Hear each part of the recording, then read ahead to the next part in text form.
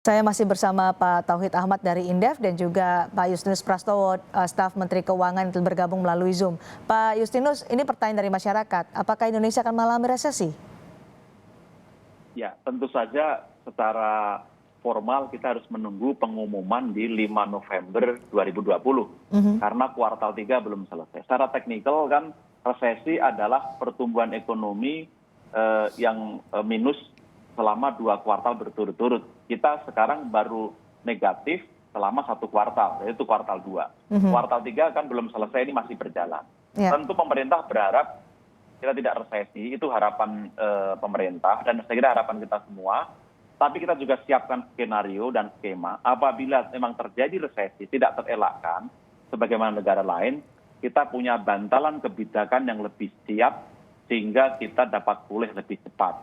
Yang penting kami rasa itu jangan sampai rakyat jadi korban, apapun itu kondisinya, harus diutamakan keselamatan mereka. Oke, tadi kan sudah dijelaskan bahwa ada upaya melalui PEN yang untuk meningkatkan daya beli masyarakat. Kemudian apa saja antisipasi selanjutnya untuk menghindarkan Indonesia dari resesi? Karena perlu diperhatikan juga soal resesi adalah kedalamannya dan bagaimana Indonesia bisa recovery jika nanti menghadapi resesi ini. Ya, tentu saja yang pertama harus menangani COVID dengan baik. Itu prasyarat mutlak bagi recovery ekonomi. Kalau COVID ini berkelanjutan, bertele-tele, tidak tertangani, tentu ekonomi kita akan makin parah. Maka kita fokus betul, Satgas COVID di bawah Pak Monardo sedang bekerja keras, menyusun strategi baru supaya ini efektif. Yang kedua, menyelamatkan rakyat dengan bantuan sosial sekaligus untuk menjaga konsumsi. Ini terus dilakukan pemerintah, memastikan supaya tepat diterima oleh masyarakat dengan perluasan dan pendalaman. Yang ketiga, dukungan untuk sektor usaha. Saya tadi sampaikan, untuk para pelaku UKM sudah berjalan, terus diperbaiki. Lalu untuk BUMN juga sudah dimulai. Dan yang terakhir untuk korporasi non-UKM juga sudah dimulai di bulan ini. Mudah-mudahan itu cukup membantu.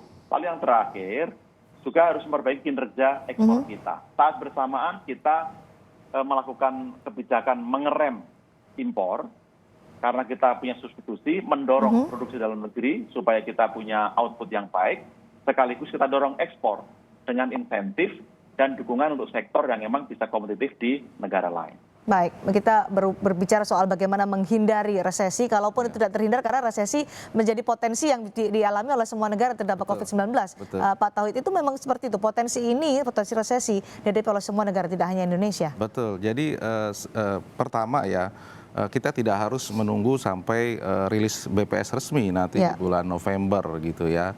Karena beberapa negara seperti Korea, Australia, beberapa negara Eropa sudah declare, sudah menyatakan pemerintahnya mereka masuki resesi. Karena indikator resesi bukan hanya dihitung dari GDP, tapi misalnya berapa banyak angka pengangguran tumbuh lebih cepat, PHK terjadi, daya beli seberapa jauh terjadi penurunan, termasuk beberapa hal terkait dengan penjualan kendaraan bermotor, semen dan sebagainya. Itu kan sebuah signal-signal bahwa kita memasuki resesi. Itu yang pertama. Jadi tidak harus menunggu begitu. Tapi memang itu merupakan declare-nya pemerintah. Kenapa ini penting? Karena untuk lebih menyiapkan perubahan strategi-strategi baru. Tadi yang disampaikan Pak Justinus, kapan harus dipercepat, kapan harus ditambah dan sebagainya. Ketika fase resesi itu sudah terjadi atau akan terjadi. Jadi penting. Dan ketiga juga menyiapkan masyarakat. Situasi ini sebuah kenormalan baru, tetapi apa yang mereka harus siapkan ketika kredit tidak bisa dikatakan mereka tidak mampu membayar kredit, pinjaman dan sebagainya, itu satu hal yang harus penting dilakukan. Itu tadi sudah diantisipasi oleh pemerintah tadi soal kredit, soal bagaimana usaha tetap berjalan. Betul, tapi itu kan nanti ya. Jadi kita tidak perlu nunggu begitu. Jadi saya setuju kalau misalnya beberapa langkah itu perlu dilakukan secepatnya begitu. Karena itu kan PEN baru belum ada dalam kerangka anggaran yang 695 triliun, tapi baru usulan dan belum masuk dalam perencanaan yang disahkan dalam regulasi tambahan tadi begitu. Regulasi harus diakselerasi artinya. Betul, saya kira penting. Pemerintah. Nah, yang terakhir menurut saya soal resesi ini, kalau kita lihat kuartal to kuartal, kuartal keempat tahun 2019 kita sudah negatif ya, kuartal to kuartal. Kuartal pertama juga negatif dan kuartal kedua udah juga negatif. Jadi sudah sinyalnya ini semakin kuat begitu. Jadi ya pemerintah saya kira betul membangun sikap optimisme, tapi tetap harus realistis terhadap situasi. Apalagi negara global dia lebih cepat melakukan akselerasi dan menyatakan itu dan siap berhadapan dengan resesi. Dan itu saya kira lebih penting. Antisipasi dan recovery yang penting dilakukan oleh pemerintah. Kalau tadi melihat antisipasi sudah, nanti soal kalau recovery ini kan juga harus disiapkan sejak dini apakah nanti akan resesi atau tidak, tapi untuk proses recovery harus disiapkan. Menurut Pak Tauhid, sudahkah ini dilakukan oleh pemerintah? Saya kira pondasinya sudah, tetapi soal implementasi ini, soal implementasi menjadi masalah karena kecepatan daripada birokrasi, kecepatan pada level teknis, dan juga masyarakat siap terhadap situasi yang demikian berubah. Apalagi di tengah situasi pandemi yang agak berbeda dalam kondisi tidak pandemi. Kalau situasi pandemi ada keterbatasan dari aktivitas ekonomi yang masih dirasakan menjadi hambatan. Misalnya tadi di transportasi yang sekarang tentu tidak langsung normal karena orang memilih mana yang paling safety dan itu pasti akan menghambat ekonomi secara umum begitu. Paling utama adalah regulasi yang terus diakselerasi untuk bisa mempercepat pemulihan ekonomi. Pak Justinus, kalau masyarakat mendengar kata resesi itu pasti akan berpikiran yang sangat negatif, ada ketakutan-ketakutan dari masyarakat soal ancaman atau potensi resesi. Apakah pemerintah bisa menjelaskan sebenarnya masyarakat tidak usah panikkah dengan potensi resesi ini, atau untuk meyakinkan masyarakat bahwa semua akan ditangani dengan baik oleh pemerintah? Apa yang bisa disampaikan? Ya, Mbak Cindy, terima kasih. Tentu pemerintah ingin memastikan bahwa pemerintah bertanggung jawab terhadap semua ini. Maka melalui Undang-Undang Nomor 2 2020, pemerintah menyiapkan skenario yang cukup komprehensif, holistik, dan cukup jangka panjang. Baik untuk kesehatan, untuk bantuan sosial, maupun untuk stimulus ekonomi bagi dunia usaha. Nah, sekarang kami terus berkoordinasi dengan pelaku usaha, dengan masyarakat, dan lain-lain untuk memastikan semua bisa dengan jalan baik. Dan peraturan juga saya rasa sekarang sudah cukup banyak yang diterbitkan ke Pak Tauhid informasi tadi. Ini bukan akan, tapi sudah dilakukan. Untuk penjaminan bagi UKM, bagi korporasi sudah terbit aturannya. Lalu penundaan kredit juga sudah terbit aturannya. Maka dipastikan kita tetap waspada, tetapi juga jangan sampai kita pesimis.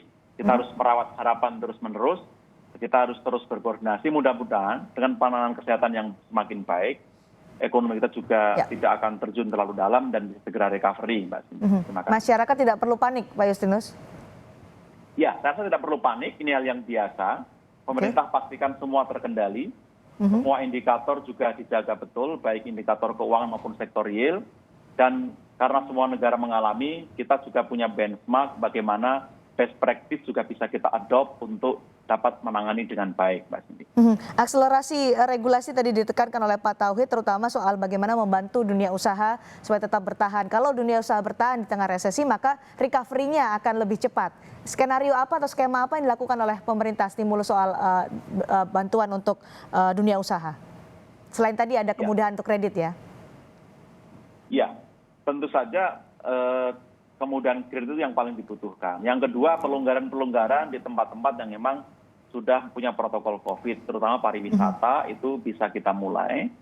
Dan yang ketiga, kita fokus pada sektor padat karya atau ekspor, yang memang betul-betul bisa menyerap tenaga kerja, aman, sekaligus berkontribusi pada perekonomian kita. Ini yang sekarang sedang kita inventarisir terus-menerus, Mbak Cindy. Kita pastikan dengan para pelaku usaha, supaya segera bisa jump start di kuartal 3. Oke, di tahun 2021 juga kita masih berharap ini bisa pulih. Apakah recovery dengan apa yang skema-skema atau skenario yang dilakukan oleh pemerintah, kita bisa recovery dengan cepat, terutama untuk sektor dunia usaha? Ya, saya kira kalau di triwulan ketiga saya kira masih kita melihat masih tetap negatif ya. Tapi kemungkinan akan terjadi justru di tahun 2021 itu recovery yang sesungguhnya. Meskipun tidak terlalu cepat tapi sudah mulai baik lah. Karena memang satu hal yang faktor utama kuncinya adalah bagaimana kita menangani pandemi dari sisi kesehatan. Semakin cepat itu diperbaiki, maka otomatis proses recovery juga terjadi. Ini kan soal karena ekonomi kita didorong oleh konsumsi dan konsumsi ini sangat tergantung aktivitas ekonomi dan aktivitas ekonomi tergantung situasi pandemi ini. Nah, ini yang menurut saya saling kait mengkait dengan satu sama lain begitu. Ya, daya tahan dunia usaha kita sejauh ini menurut Anda? Saya kira ini kan banyak mengatakan Juni-Juli ini sudah mulai nyerah begitu. Jadi kita akan menghadapi gelombang nanti PHK, tutup dan sebagainya beberapa sektor yang tadi mungkin kalau kita lihat itu akan terjadi dan itu butuh proses tidak sebentar dan saya kira dalam beberapa waktu mendatang akan terjadi penurunan dan itu butuh waktu mereka untuk recovery. Untuk recovery ya. Pak Yustinus, terakhir untuk Pak Yustinus mungkin bisa disampaikan kepada masyarakat soal yang ditakutkan adalah terjadi resesi, kemudian melihat minus 5,32% yang cukup besar ini. Silakan Pak. Ya, kita harus terus berupaya supaya bisa menghindari resesi. Tapi kalau toh itu datang dan terjadi, itu adalah kenyataan yang tidak bisa kita hindari karena memang kita ini saling kait-mengkait dengan negara lain maupun ada kondisi yang ada di luar jangkauan kita, yaitu pandemi yang datang dari luar pemerintah. Nah, dengan kebijakan yang ada, diharapkan kita tetap bisa optimistik, terutama bagaimana pemerintah bersama KSSK, Bank Indonesia, OJK, dan LPS juga memastikan sektor keuangan tetap aman dan punya daya tahan yang baik. Tentu ini tidak menghilangkan kewaspadaan kita, Mbak Cindy. Maka kami terus melakukan monitoring evaluasi untuk memastikan bahwa apa yang dilakukan itu bisa on track dan bermanfaat bagi masyarakat. Baik, terima kasih Pak Yustinus. Skema dan skenario telah disiapkan pemerintah menyikapi perlambatan ekonomi atau pertumbuhan ekonomi yang minus 5,32% ini. Terima kasih Pak Yustinus, terima kasih juga Pak Tauhid telah bergabung bersama kami di Kompas Petang hari ini.